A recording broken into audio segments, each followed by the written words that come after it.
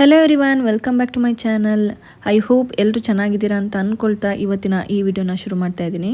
Already ನಿಮ್ಮೆಲ್ಲರಿಗೂ ತಮ್ಲೈನ್ ನೋಡಿ ಗೊತ್ತಾಗಿರುತ್ತೆ ನಾನು ಯಾವುದ್ರ ಬಗ್ಗೆ ವಿಡಿಯೋ ಮಾಡ್ತಿದ್ದೀನಿ ಅಂತ. ಇವತ್ತು ಜ್ಯೋತಿರ್ಭೀಮೇಶ್ವರ ವ್ರತ ಅಥವಾ ಭೀಮನ ಅಮಾವಾಸ್ಯೆ. ಇವತ್ತು ದಿನ ಬೆಳಿಗ್ಗೆಯಿಂದ ರೊಟೀನ್ ಯಾವ ರೀತಿ ಇರುತ್ತೆ, ಹಾಗೆಯೇ ನಮ್ಮ ಮನೆಯಲ್ಲಿ ಯಾವ ರೀತಿ ಜ್ಯೋತಿರ್ಭೀಮೇಶ್ವರ ಪೂಜೆಯನ್ನು ಮಾಡ್ತೀವಿ ಅನ್ನೋದ್ರ ಬಗ್ಗೆ ಈ ವಿಡಿಯೋದಲ್ಲಿ ನೋಡ್ತಾ ಹೋಗೋಣ. ಮೊದಲನೇದಾಗಿ ಮಕ್ಕಳಿಬ್ರು ಸ್ಕೂಲ್ಗೆ ಹೊರಡೋದಕ್ಕೆ ಅಂತ ರೆಡಿ ಆಗ್ತಾ ಇದ್ದಾರೆ. ನಾನಿಲ್ಲಿ ಅವ್ರಿಗೆ ಬ್ರೇಕ್ಫಾಸ್ಟ್ನ ರೆಡಿ ಮಾಡ್ತಾ ಇದ್ದೀನಿ. ಬ್ರೇಕ್ಫಾಸ್ಟ್ ಏನು ಅಂತಂದರೆ ಹೆಸರು ಕಾಳು ಮತ್ತು ಮೆಂತೆ ದೋಸೆ ಜೊತೆಗೆ ಚಟ್ನಿ ಮತ್ತು ಪೊಟ್ಯಾಟೊ ಪಲ್ಯ ಮಾಡಿದ್ದೀನಿ.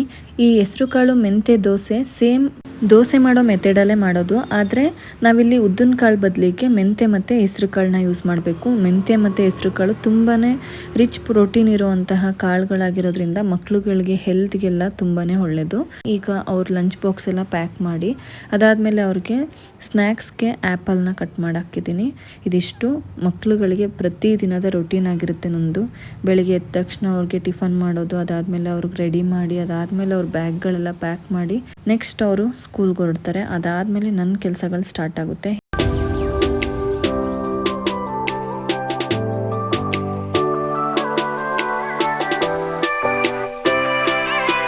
ಮಕ್ಕಳನ್ನ ಸ್ಕೂಲಿಗೆ ಕಳಿಸಿ ಅದಾದಮೇಲೆ ಎಲ್ಲ ಕೆಲಸಗಳನ್ನ ಮುಗಿಸ್ಕೊಂಡು ಈಗ ಪೂಜೆ ಮಾಡ್ತಾ ಇದ್ದೀನಿ. ಈ ಆಷಾಢ ಮಾಸದಲ್ಲಿ ಬರುವಂತಹ ಅಮಾವಾಸ್ಯೆನ ಭೀಮನ ಅಮಾವಾಸ್ಯೆ ಅಂತ ಕರೀತಾರೆ. ಹಾಗೆಯೇ ಈ ಅಮಾವಾಸ್ಯೆನ ಜ್ಯೋತಿರ್ಭೀಮೇಶ್ವರ ವ್ರತ ಅಂತಾನೂ ಕೂಡ ಆಚರಣೆ ಮಾಡ್ತಾರೆ.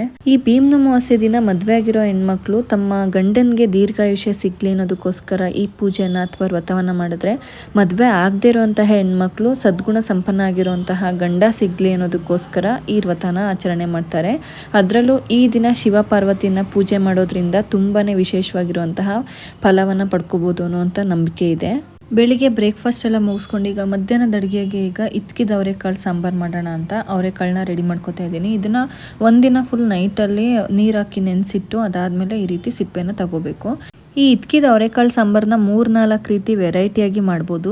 ಅಂದರೆ ಹಸಿ ಮಸಾಲೆ, ಕಾಯಿ, ಹಸಿಮೆಣ್ಸಿನ್ಕಾಯಿ ಹಾಕಿ ಯೂಸ್ ಮಾಡಿ ಮಾಡ್ಬೋದು, ಅಥವಾ ನಾವು ಸಾಂಬಾರು ಪುಡಿನ ಹಾಕಿ ಮಸಾಲೆಗಳೆಲ್ಲ ಹಾಕಿ ರುಬ್ಬಿ ಮಸಾಲೆ ಸಾಂಬಾರು ರೀತಿನೂ ಮಾಡ್ಬೋದು. ನಾನಿಲ್ಲಿ ಬೇರೆ ರೀತಿ ತೋರಿಸ್ತಾ ಇರೋದು. ಈ ಸಾಂಬಾರು ಮಾಡೋದಕ್ಕೆ ಯಾವುದೇ ಮಸಾಲೆ ರುಬ್ಬೋ ಅವಶ್ಯಕತೆ ಇಲ್ಲ. ಇದ್ಕಿದ ಅವರೆಕಾಳು ಜೊತೆಗೆ ತೊಗರಿ ಬೇಳೆನ ಆ್ಯಡ್ ಮಾಡ್ಕೊತಾ ಇದ್ದೀನಿ. ಅದ್ರ ಜೊತೆಗೆ 1-2 ಆಲೂಗೆಡ್ಡೆ, 1 ಟೊಮೆಟೊ, ಅರಿಶಿನದ ಪುಡಿ, ಕರಿಬೇವಿನ ಸೊಪ್ಪು, 4 ಬೆಳ್ಳುಳ್ಳಿ ಎಸ್ಲು, ಅದ್ರ ಜೊತೆಗೆ ಸಾಂಬಾರು ಪುಡಿ 1-2 ಸ್ಪೂನ್ ಅಷ್ಟು ಅಥವಾ ಖಾರಕ್ಕೆ ಎಷ್ಟು ಬೇಕೋ ಅಷ್ಟನ್ನ ಸೇರಿಸಿ 1-2 ವಿಷಲ್ನ ಬರ್ಸ್ಕೊಂಡು ತೊಗರಿಬೇಳೆ ಮತ್ತು ಅವರೆಕಾಳನ್ನ ಬೇಯಿಸ್ಕೋಬೇಕು. ನೋಡಿ ಈ ರೀತಿ ಕಾಳುಗಳೆಲ್ಲ ಬೆಂದಿರಬೇಕು. ಅದಾದಮೇಲೆ ಅದಕ್ಕೆ ಒಂದು ಒಗ್ಗರಣೆ ಕೊಡಬೇಕು.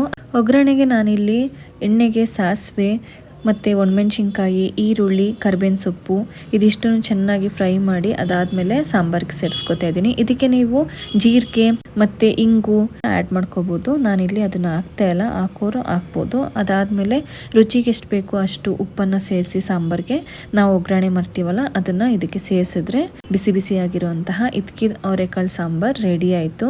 ತೊಗರಿಬೇಳೆ ಯೂಸ್ ಮಾಡ್ದೇನೆ ಈ ಇತ್ಕಿದ ಅವರೆಕಾಳು ಸಾಂಬಾರನ್ನ ಮಾಡ್ಬೋದು. ಆವಾಗಲೂ ಕೂಡ ಸಾಂಬಾರು ತುಂಬಾನೇ ಟೇಸ್ಟಿಯಾಗಿ ಚೆನ್ನಾಗಿರುತ್ತೆ. ಈ ಸಾಂಬಾರು ಬಿಸಿ ಅನ್ನದ ಜೊತೆಗೆ, ರಾಗಿ ಮುದ್ದೆ ಜೊತೆಗೆ ಸೂಪರ್ ಕಾಂಬಿನೇಷನ್ ಅಂತ ಹೇಳ್ಬೋದು.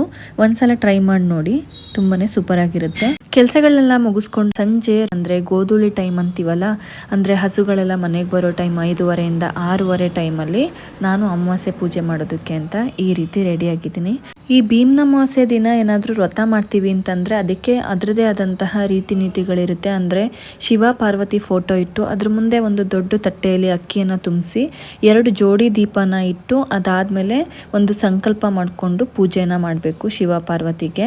ಪುರಾಣಗಳ ಪ್ರಕಾರ ಶಿವನು ಪಾರ್ವತಿಯ ತಪಸ್ಸಿಗೆ ಒಲಿದು ಅವರಿಬ್ಬರು ಮದುವೆ ಆಗಿದ್ದು, ಅಂದರೆ ಶಿವ ಪಾರ್ವತಿ ಮದುವೆ ಆಗಿದ್ದು ಇದೇ ದಿನ ಅಂತ. ಅದಕ್ಕೆ ಈ ದಿನ ತುಂಬಾ ವಿಶೇಷ. ಹಾಗೆಯೇ ಭೀಮನ ಅಮಾವಾಸ್ಯೆ ಅಂದರೆ ಅದು ಮಹಾಭಾರತದಲ್ಲಿ ಬರ್ತಾರಲ್ಲ ಆ ಭೀಮ ಅವರಲ್ಲ, ಅದ್ರ ಬದಲಾಗಿ ಶಿವನ ರೂಪದಲ್ಲಿರುವಂತಹ ರುದ್ರನ ಇನ್ನೊಂದು ಹೆಸರು ಭೀಮ ಆಗಿರುತ್ತೆ. ಅದರಿಂದ ಈ ದಿನನ ಭೀಮನ ಅಮಾವಾಸ್ಯೆ ಅಂತ ಕರಿತೀವಿ.